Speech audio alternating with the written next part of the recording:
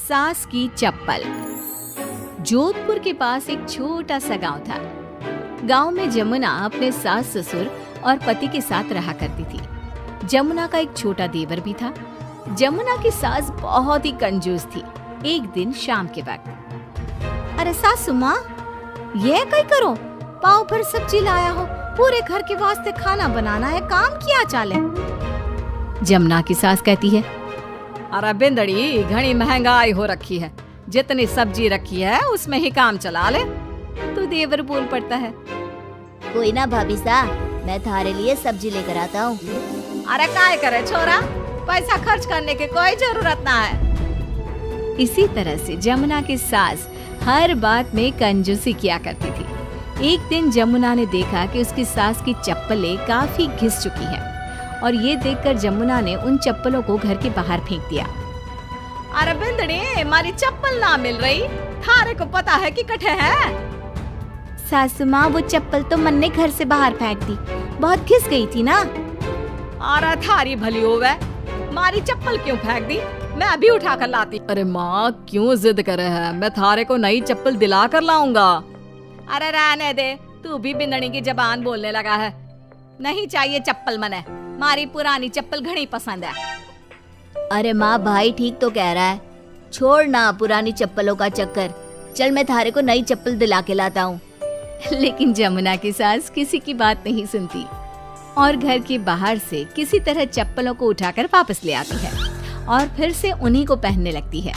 फिर एक दिन सुबह के वक्त जमुना मंदिर गई और जब वहाँ से लौट कर आई तो जोर जोर से चिल्लाने लगी, अरे कहीं बताओ, मंदिर में किसी ने हमारी चप्पल चोरी कर ली।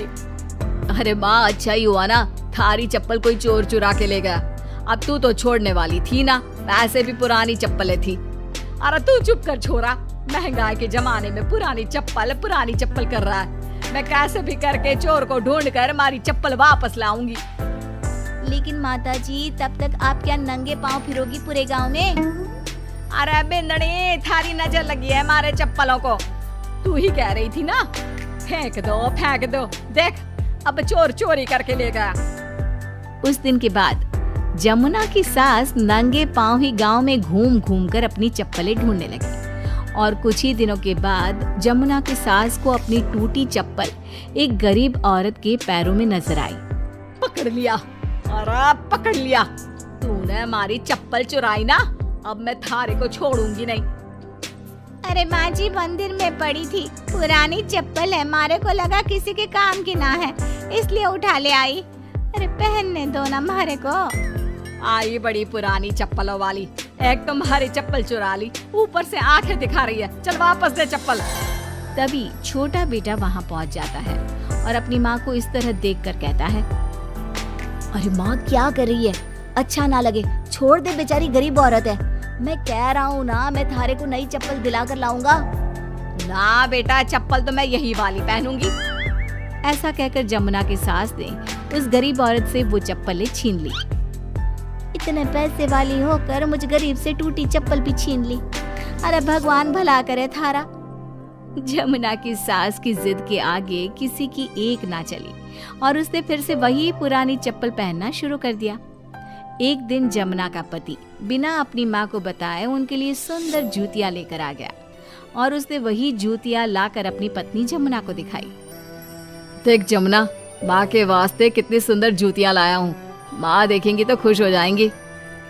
आप तो जूतियाँ ले आए हो, लेकिन सासू माँ ये जूतियाँ पहनेंगी ना, वो तो अपनी पुरानी चप्पल ही पहनने वाली है।